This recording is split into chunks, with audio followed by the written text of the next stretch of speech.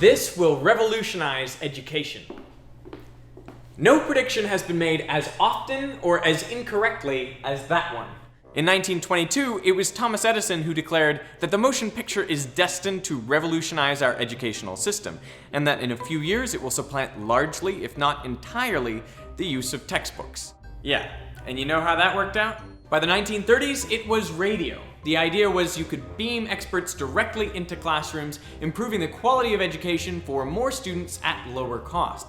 And that would mean you require fewer skilled teachers, a theme common to all of the proposed education revolutions, like that of educational television in the 1950s and 60s. Studies were conducted to determine whether students preferred watching a lecture live or sitting in an adjacent room where the same lecture was broadcast via closed-circuit TV. What would you prefer? In the 80s, there was no debating. Computers were the revolutionary solution to our educational woes. They were audiovisual, interactive, and could be programmed to do almost anything you like. Well, at the time they could run Oregon Trail, but their potential was obvious. Researchers suspected that if they could teach kids to program, say how to move a turtle around a screen, then their procedural reasoning skills would also improve. So how did it go? Well, the students got better at programming the turtle, but their reasoning skills were unaffected. Even by the 1990s, we had not learned from the failure of our past predictions. And I quote, "The use of video discs in classroom instruction is increasing every year and promises to revolutionize what will happen in the classroom of tomorrow." Video discs? Yeah, those giant oversized CD things. Remember when they revolutionized education? Nowadays, plenty of things are poised to revolutionize education, like smartboards, smartphones, tablets, and MOOCs. Those are massive open online courses. And some believe we're getting close to a universal teaching machine, a computer so quick and well programmed that it's basically like having your own personal tutor in a machine.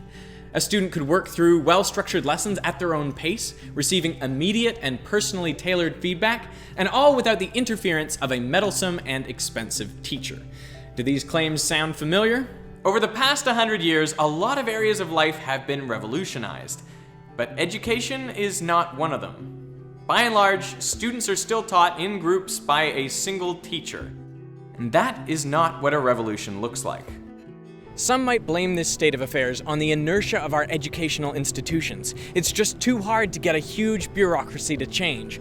But I think the reason technology hasn't revolutionized education is something else.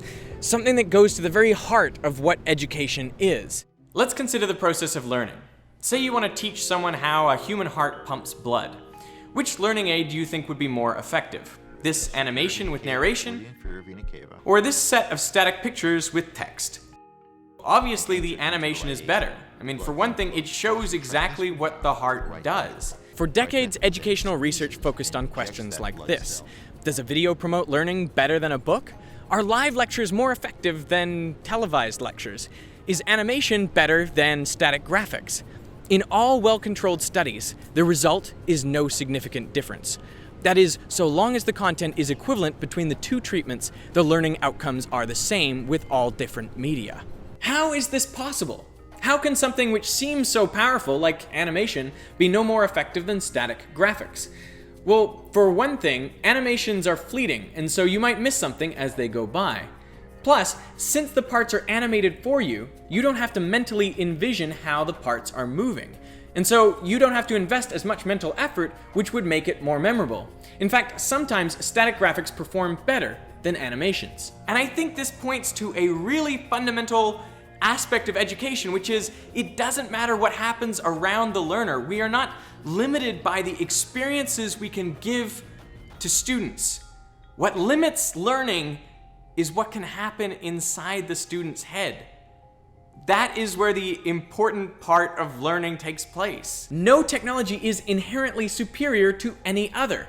Researchers spent so much time investigating whether one medium or technology was more effective than another that they failed to investigate exactly how to use the technology to promote meaningful thought processes.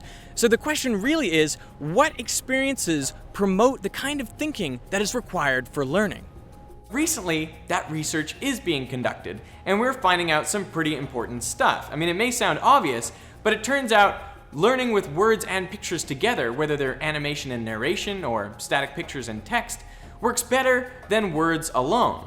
Also, we see that anything which is extraneous needs to be eliminated from a lesson. For example, on-screen text competes with visuals, so learners perform better when it is omitted than when it is present. Now that we know how best to make educational videos, and any experience can be simulated in the video setting, YouTube must be the platform that will revolutionize education.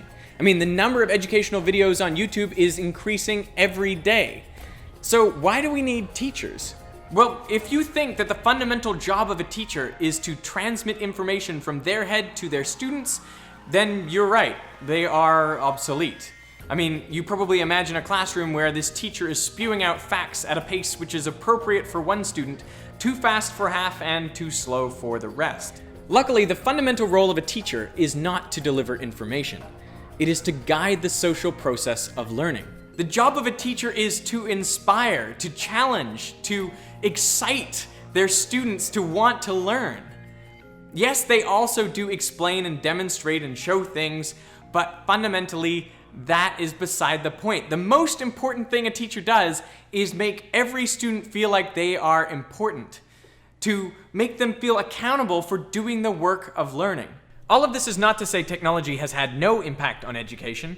Students and teachers work and communicate via computers, and videos are used both inside and outside of classrooms.